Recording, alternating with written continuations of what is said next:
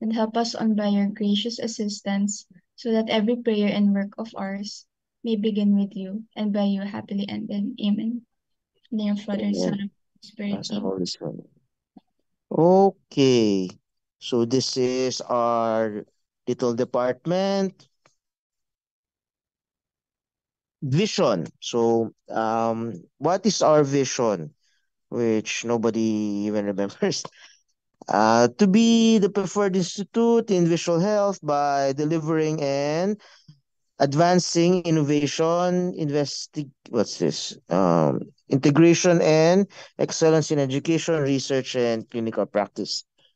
Uh, okay. So mission. What's the mission of the department? Our mission is to educate and provide the next generation of physicians in the field of ophthalmology. So, educating residents, so hindi kayo kasama dyan, on the basics of the medical research and provide opportunities for trainees to engage in clinical research. Providing support for a good learning environment that encourages personal growth and high standards, and providing lifelong learning, and hopefully skip na natin yan. Importante yan. Okay, grading system. So you have three grading. We divide the year into three terms. So you have your prelims, your midterms, and your finals. Each your grade will consist of 15% from the prelims, 15% from your midterms, and 15% from your finals. So that's a total of 45%. An additional 10% will comprise of your quizzes. Again, another 15% will be completion of your manual exercises. Then 20% will come from your small group discussion. And lastly, about 10% will come from your special projects.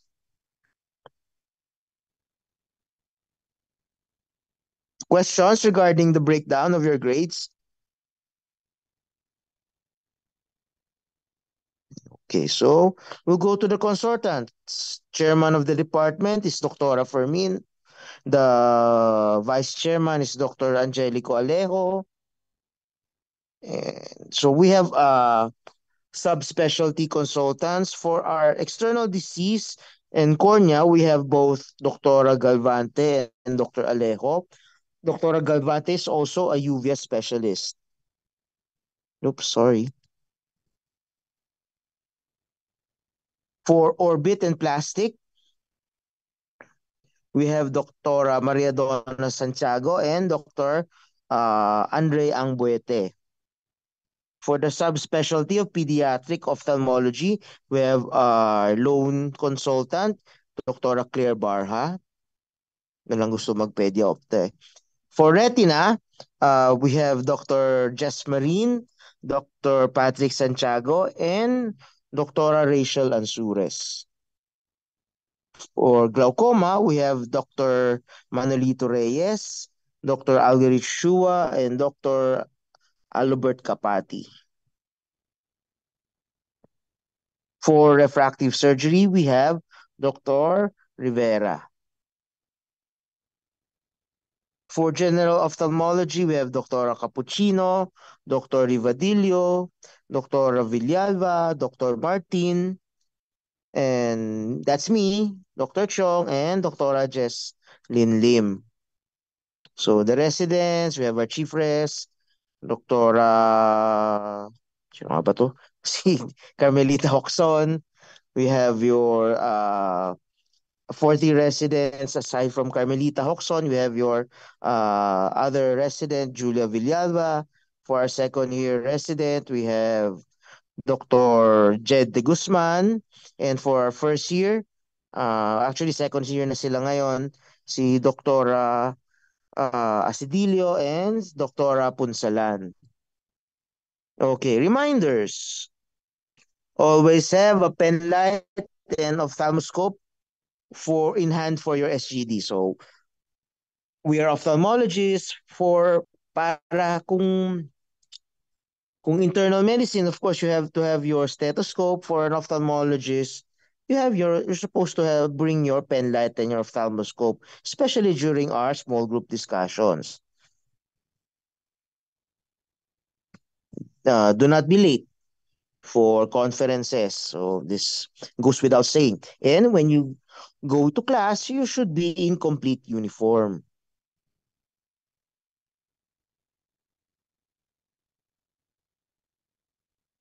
And when you're given deadlines for your projects or your quizzes, you accomplish them on time. May corresponding penalties yan pag hindi kayo nakasubmit ng tamang oras.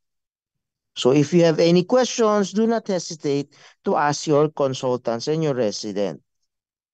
So hopefully you will enjoy your stay with us. Questions regarding your the Department of Ophthalmology?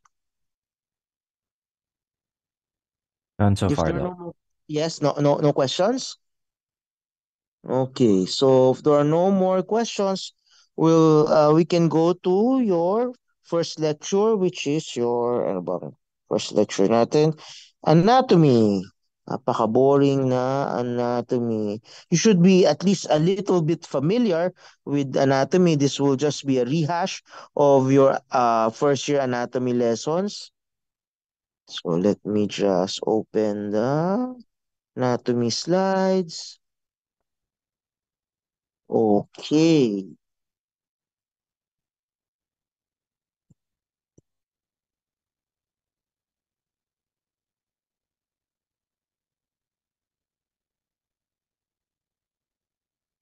Can you see the slides? Ano ba i-play tong slide na to?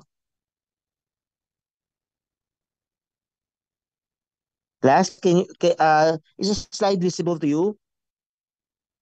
Yes po, Yes Doc. po, Doc. Okay, so anatomy. So this is just anatomy muna.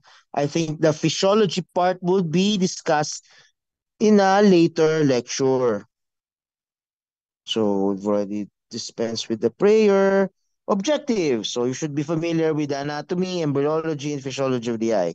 So this lecture will only deal with anatomy muna. The eyeball. So I want you to be familiar with this cross section of the eyeball. If just a refresher, this is a cross section of the eyeball. If you notice, the eye is composed of three distinct layers: the outer, the middle, and the inner layer. Okay, we have three layers. Your outer layer, which the one is visible to you, is comprised of your cornea, your sclera, and your limbus. The limbus is the junction between your cornea and your sclera. So let's look at the picture again. If we zoom in, the cornea is the transparent structure in front, which allows light to pass through to your retina, and the sclera is the white part of your eyeball. There are reasons why uh, the sclera is transparent and the cornea is white. That will be discussed, I think, in a later lecture. The middle layer is called your uvea, uh, which comes from the Greek word meaning grapes. So, kasi mukha grape-like ang itsura niya. So, the middle layer is called your uvea. It is composed of three sections. Your iris, which is the one you can see um, constricting and dilating your pupil. Then, next is your ciliary body, which is responsible for the secretion of aqueous, then your choroid. Now, let's look again at the picture. Wala kasi akong mahirap. Pwede ba um, mag pointer dito? Anyway, wala. Anyway, so look closer. The iris, you can see even about just the use of your pen light, then your iris is attached to your ciliary body. It also serves as the suspension point for your lens. So your lens is suspended in your ciliary body via your zonule of Zinn. Then surrounding the rest of the eyeball, lodged between the outer sclera and the inner retina, is your choroid, which is the vascular layer of your eyeball. And the inner layer is the retina, which is the photoreceptor layer of your eye. It aside from the three layers, the eye can be divided into three separate compartments: your anterior chamber, your posterior chamber, and your vitreous cavity. Your anterior chamber, if you look at the diagram, it is bordered by your cornea in front and your iris behind. So the space between your cornea and your iris plane is your anterior chamber. The posterior chamber is bordered by your iris plane in front and your um what do you call this? The vitreous base or the hyaloid face of your vitreous behind. The posterior chamber is the uh, compartment wherein your lens, your crystalline lens, is situated. That is your posterior chamber. Again, anterior chamber, then posterior chamber. Then your vitreous cavity is found behind your posterior chamber. It is the space wherein your vitreous humor is located. Okay, this is just a repeat of the cross section. May bago ba dito? Wala naman. It's the same picture. So, okay. The eyeball. The eyeball is covered by your conjunctiva. So, if you manipulate the eyeball, you will notice there's a thin mucous membrane. It's a thin, transparent mucous membrane covering your eyeball and the inner surface of your eyelid. So it is can be divided into three parts. The first part is your palpebral conjunctiva, which is the conjunctiva that covers the posterior surface of your eyelid. Then the bulbar conjunctiva is the conjunctiva that covers the anterior surface of the sclera. So if you look at the white sclera, anterior to it, covering your white sclera, is a thin um, membrane called your conjunctiva. Then in between the two, the junction between your palpebral and your bulbar conjunctiva is called your fornicial conjunctiva or your fornices.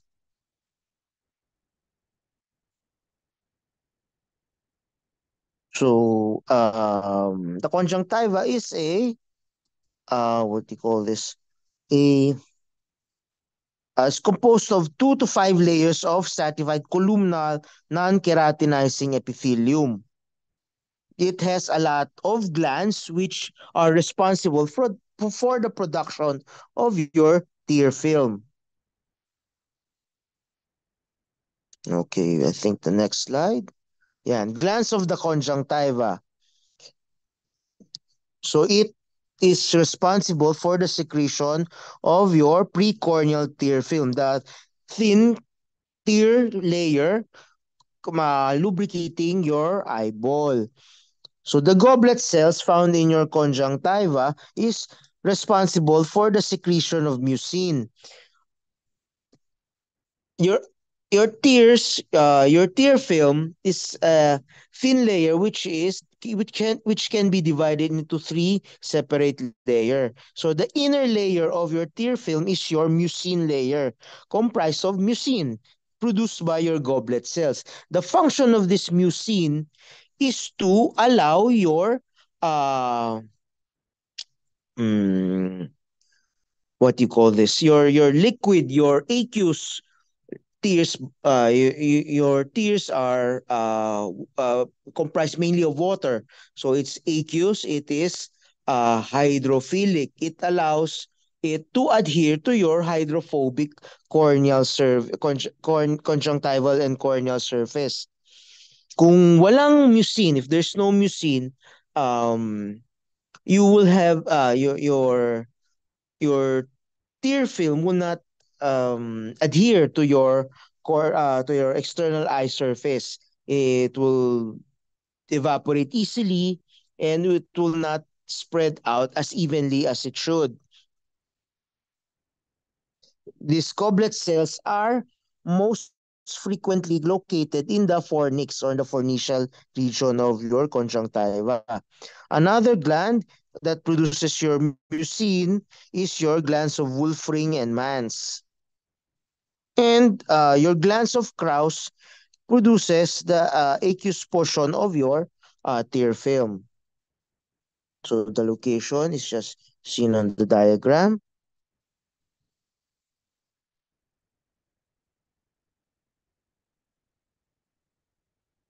Okay. So under your conjunctiva is your Tenon's capsule, which is a fibrous membrane that covers the entire eyeball. If you can dissect the conjunctiva, if you are able to do conjunctival dissection like what we do in cataract surgery, you will find that under this conjunctiva is your Tenon's capsule. Sometimes it is barely perceptible, especially in adult or elderly patients, because this thins out as you go older. This Tenon's capsule uh, is continuous with your extraocular muscles. Your extraocular muscles are um, covered by a fascia-like membrane, which is continuous with your Tenon's capsule. And it also thickens to form check ligaments, which are ligaments found in between your extraocular muscles and provide stability and support to the EOM. Okay. So the cornea, as I said earlier, is a transparent tissue which accounts for most refractive power of the eye. So you remember that you have an outer layer in your eyeball, which is comprised of your cornea and sclera. Your cornea is the anterior most part of your outer layer, which is transparent. Yun yung nakikita nyo. You can see right through it to be able to see your iris. And the cornea is your main refractive medium of your eye, meaning if it is responsible for the majority of bending light in order to focus it on your retina. So your eyeball is an optical system, much like a camera, which bends light and focuses it on your retina. The main lens or the main medium that focuses your light is your cornea, which contributes around more or less 42 diopters of refractive power. So an adult eye is assumed to have around 60. Pwedeng mataas, pwedeng mababa, depende sa grado ng tao. But a typical eyeball should have about 60 diopters of refractive power, and about 42 diopters comes from your cornea. The 19% comes from your lens. If you look at the cross-section of the cornea, it is thicker at the limbus or the junction between your cornea and sclera, and thinnest at the center. And it is avascular. Part of the reason why your cornea is transparent is because it is relatively devoid of blood vessels. It gets its nutrition from the blood vessels at the limbus. The anterior cornea derives its nutrition from your tear film and its oxygen also from the exterior surface, and your uh, uh, interior portion of your cornea gets its nutrition from your aqueous humor. So the cornea, as I said earlier, is a transparent medium. Reason for its transparency is one, it's uniform arrangement of the collagen fibers. Its a relative avascularity. It does not have blood vessels, and its relative detergescence. Detergescence meaning it is relative dehydrated. It's in a relative state of dehydration when compared your sclera. Your sclera has a higher water content. That's why it is white. So if for some reason uh the the cornea becomes edematous due to the inflow of water, it will become opacified. So the five layers of the cornea has your epithelium on top, next your Bowman's layer, then your corneal stroma, then your Descemet's membrane, and then your endothelium. Now your endothelium has your it is it has what do you call this, pumps, which actively pumps out water from your cornea. That's why your cornea is relatively dehydrated.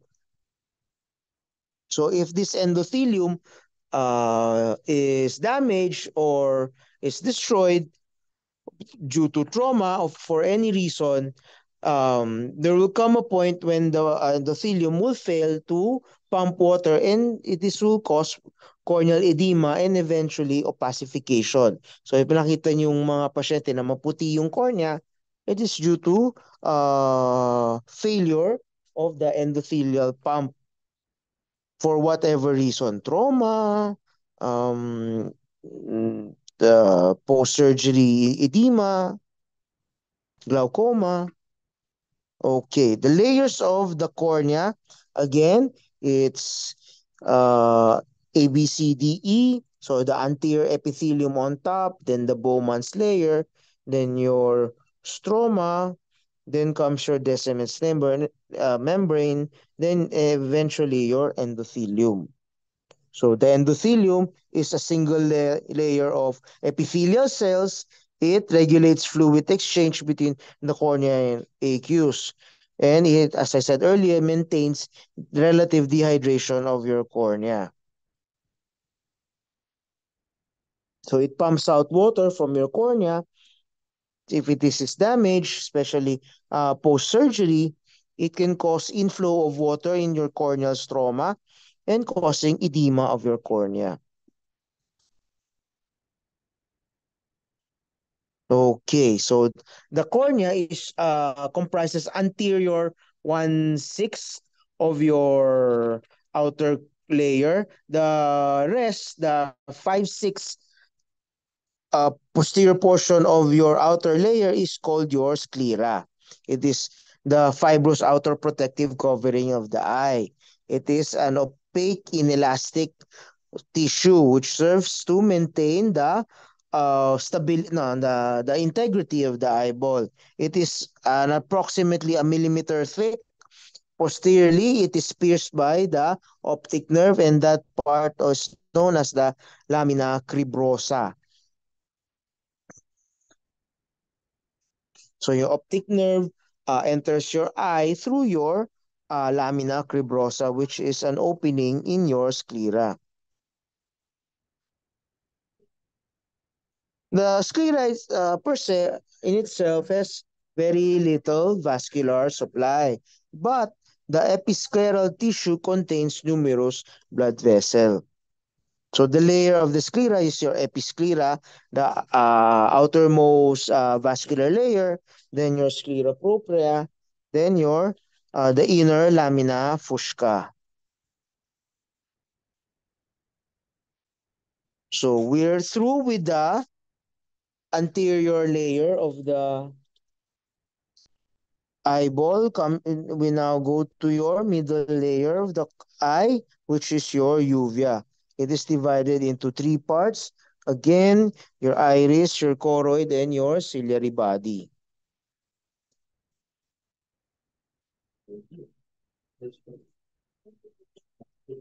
Okay.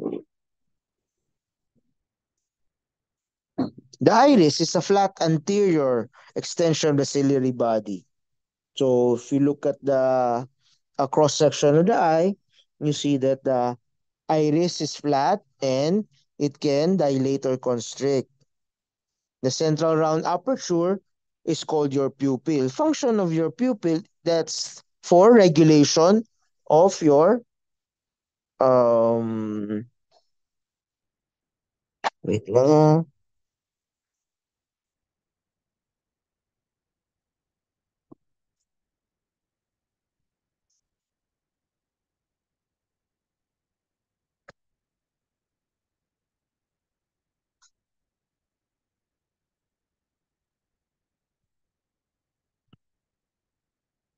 Okay. Saan na ba tayo? Okay, functions of your pupil. It regulates the amount of light entering your eye. So if you notice, if you flash a bright light into your eye, your pupils will constrict. It's protecting your retina from excessive light exposure. It also serves as to separate your anterior and posterior chamber. Okay, your anterior chamber in front and your posterior chamber is behind your iris plane. So again, it will serves to cut marginal rays of light so that your image you see is sharper. So if you notice, if you ever tried it, you try to peep through a pinhole, you will notice that the image you see is clearer than when you do not use a pinhole. This is because the peripheral or marginal rays of light is eliminated. Only the central rays of light are allowed to pass through, and it is focused directly on your macula. So muscles of your iris. You have your sphincter pupillae muscle, innervated by the Edinger-Westphal nucleus of your cranial nerve 3.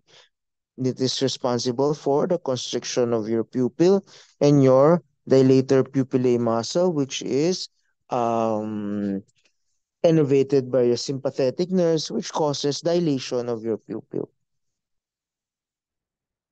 And the blood supply of the iris is your major circle of the iris. The choroid.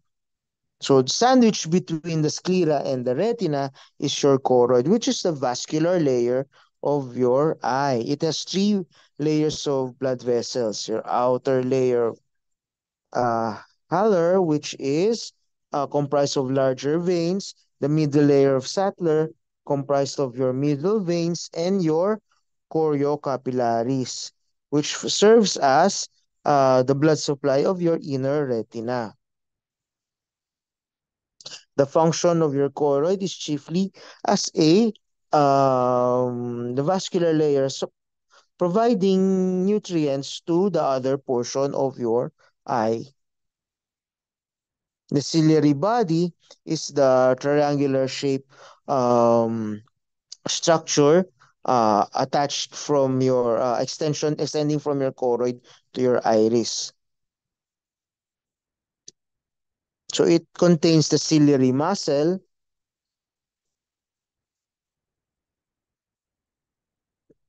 and uh, the ciliary muscle is comprised of three groups of smooth muscles, your circular, longitudinal, and radial fibers, which are responsible for your accommodation. So accommodation is the process by which your ciliary muscles constrict, relaxing its tension on your lens. When once this tension is relaxed, your lens will start to increase its anterior posterior diameter, allowing you to be able to focus on a near object. So if you're looking at a distant object, then you suddenly look at your cell phone, or your eye will automatically autofocus on your cell phone. This process of focusing is called your accommodation. This is achieved by constriction of your ciliary muscle and relaxation of your zonules on your crystalline lens. And the ciliary body has two parts, your pars plana and your pars plicata. The pars plicata contains the ciliary processes which secrete aqueous. So your aqueous, the fluid in your anterior chamber, is produced by your ciliary body. The lens, the crystalline lens, the lens of your eye is also attached to your ciliary body via the zonular fibers. Blood supplies from the major arterial circle of the iris. This is formed by your two long ciliary arteries and your seven anterior ciliary arteries. Nerve supply comes from your ciliary nerve, which comes from your ciliary ganglion, which comes from the Edinger-Westphal nucleus of your cranial nerve 3. So, okay, this is just a diagram of your ciliary body. Notice anteriorly, the flat structure, that is your iris, and the thin structure surrounding the retina is your choroid. In between the two is your ciliary body. If you look at the diagram, you notice that the ciliary muscles are located in your ciliary body, as well as the zonules which support your lens is also attached to your ciliary body. Okay, the lens is a biconvex, avascular, colorless, and transparent structure. It is the second most powerful refractive medium of your eye. As I said earlier, the first, the most powerful, is your cornea. Second is your lens, which contribute about 19 diopters of your refractive power. It is held in place by your zonules. So it can undergo accommodation, which I said, the process by which you are able to look at focus on a near object. So if the ciliary body contracts or constricts, it's parang sphincter muscle yan. So if the ciliary body constricts, it will relax its pull on your zonular fibers. Then, once the zonular fibers are relaxed, it will cause the lens to relax also. Once the tension on the lens is relaxed, it will start to increase its anterior posterior diameter. Tataba yung crystalline lens mo. And once the lens expands its diameter, your refractive power increases. If you notice, if you have you've seen magnifying lenses, the thicker the magnifying lens, the greater the magnification or the greater the refractive power. That goes through with your crystalline lens. Pag it increases its thickness, it gives you more refractive power, which allows you to be able to look at a near object. This is the process of accommodation. Okay, the last layer is your retina. Your retina is the semi-transparent, multi-layered sheath of neural tissue. So it's a neural tissue. It lines the inner aspect of the portion of two-thirds of the globe. So it terminates anteriorly as the ora serrata. So if can we see it? Wala dito ang picture. So the retina does not go all the way around your eyeball. It terminates around somewhere in the level of your pars plana, and this structure is called your ora serrata. Because if you are able to see this ora serrata via your ophthalmoscopy, you will notice that this structure appears serrated. This is a straight line. So blood supply of the retina. So the choriocapillaris from your more anterior choroid supplies the outer third of the retina, and your central retinal artery supplies the inner two-thirds of your retina. So outer part of the retina supplied by your the choroid, inner part of your retina supplied by your central retinal artery. Okay, you have 10 layers of the retina. So this is inside going outside. So the way to remember is this is that uh your retina has three types of cell layer. So you have photoreceptor layer at the outermost portion. You have your bipolar cells and your amacrine and your horizontal cells, which serves as um, conduit cells between your photoreceptor cells and your ganglion cells. Your ganglion cells are the nerve cells which brings the retinal signals towards your brain. So the communication between your photoreceptor, which are rods and cones, and your ganglion cells are is your bipolar cells.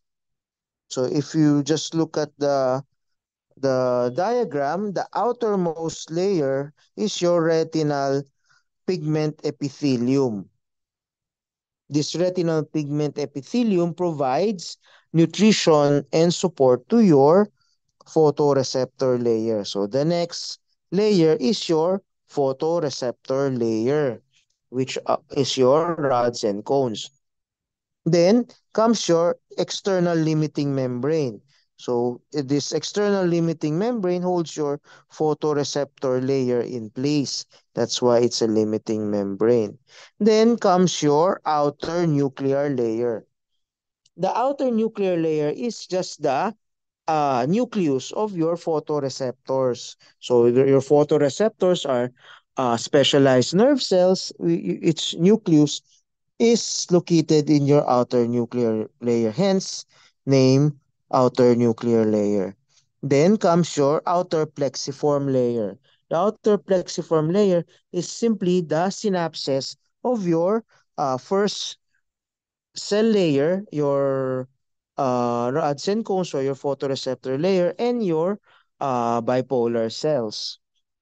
Then the inner nuclear layer is the layer where the nucleus of the bipolar cells are located. Then the inner plexiform layer is another layer wherein the bipolar cell synapses with your ganglion cell layer found above. So the next layer is your ganglion cell layer, and the axons of the ganglion cell layer forms your nerve fiber layer, and this will coalesce forming your optic nerve. Then the last layer is your internal limiting membrane, which holds everything in place. So again, layers of the retina, you have three nuclear layers, which are just layers where your nucleus can be found, the nucleus of your three nerve cell types in your retina. Then the three nerve layers are the synapses or the nerve fibers found between the three cell layers. So again, you have your RPE, your retinal pigment epithelium, which holds your photoreceptors, your rods and cones in place. Then, covering this rod and cones is your outer limiting membrane. Then, anterior to the outer limiting membrane is your outer nuclear layer, which is the nucleus of the rods and cones. Then, syempre, this rods and cones will synapse with your next cell layer, forming your outer plexiform layer. Basta pag sinabing plexiform layer, synapse layer yan, or nerve fiber layer yan. Then, comes your bipolar cells, your amacrine, your Mueller cells, and your horizontal cells, which are just in nerve cells in between the two photoreceptor cells and your ganglion cells. Then next is your inner plexiform layer, which is the synapse between your which is the connection between your bipolar cells and your ganglion cell. Then naturally, the next layer is your ganglion cell layer, and their axons of this ganglion cell will form your nerve fiber layer, and this nerve fiber layer will coalesce, forming your optic nerve. So your optic nerve is basically just the axons of your ganglion cells. Okay, the macula is the center portion of your retina, which is responsible for the your sharpest or your central vision. It has numerous pigments, including yellow pigment or xanthophyll. So histologically, the macula can be distinguished, but it tends to be um, less may ilang layers ng retina not found in your macula. That's why if there's accumulation of fluid in your excess cellular material, this can cause thickening of your macula or macular edema, which can be seen in a lot of retinal problems. The vitreous is the clear avascular gelatinous uh, fluid found in your vitreous cavity.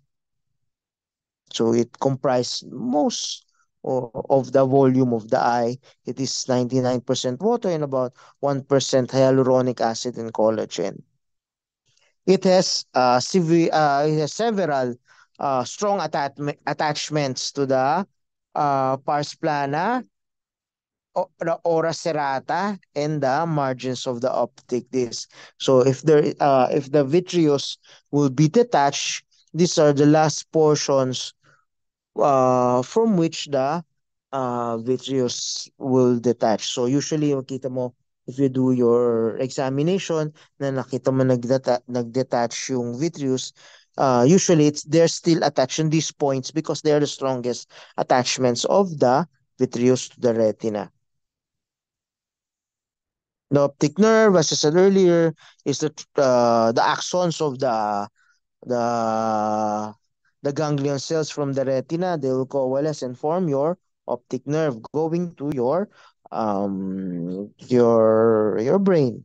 So it can be divided into four parts depending on the location. You have the intraocular part which is the part of the optic nerve found inside your eye. It measures about 1 millimeter thick in length pala. Then your intraorbital portion is the part of your optic nerve which extends from the eyeball towards the orbital apex. It has around 25 to 30 millimeters, allowing it slack, which allows it to move freely inside your orbital cavity. The intracanalicular portion is around 4 to 9 millimeters. This is the portion of the optic nerve found in your optic foramen. Then lastly, your intracranial portion, which is the optic nerve found in the portion of the optic nerve found in your cranial vault.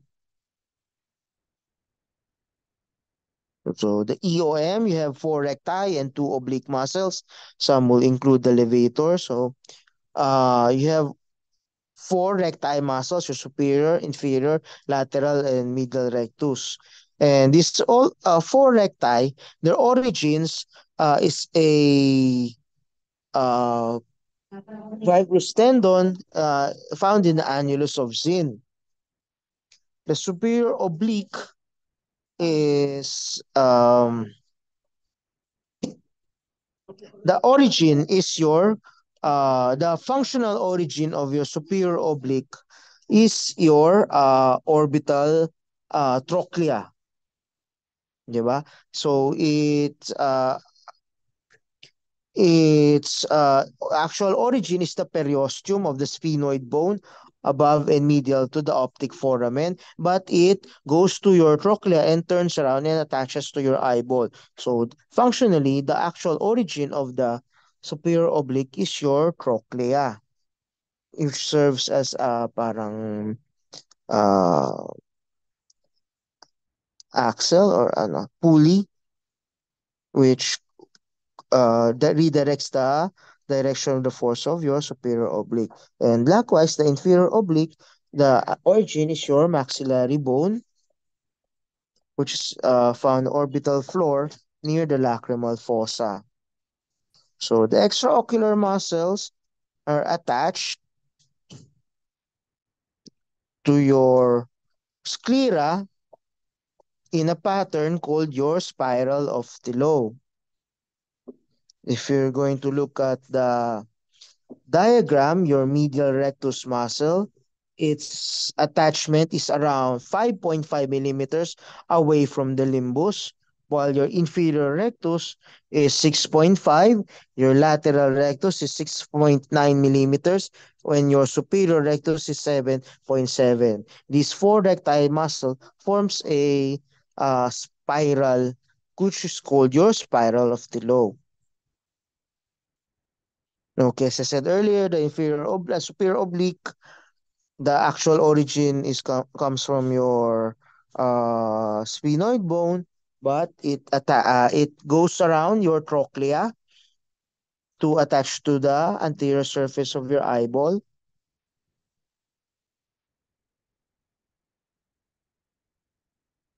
The same goes to your inferior oblique. Its origin is from the maxillary bone in the orbital floor, then attaches in the inferior surface of your eyeball. So your eye muscles, your EOMs, they have your primary, tertiary, and secondary and tertiary action. So this will be explained further sa inyo during your pediatric ophthalmology lecture. We'll just go through them briefly. So your medial rectus causes abduction or pulling of the adduction. So pulling of the eyeball towards the center midline of your body, while abduction pulls it away from the midline. Where superior rectus, since its insertion is not exactly uh, 90 degrees on the eyeball, it can, once the superior rectus constricts, it will elevate the eye, causing the eye to look up. It will also it will cause intorsion. It will cause the intorsion of your eyeball on a z-axis, and your also cause adduction, which is superior rectus, which cause adduction. Superior rectus pa would cause adduction. It's the superior rectus would cause, dapat ano to mali, inferior rectus. Wait, ha?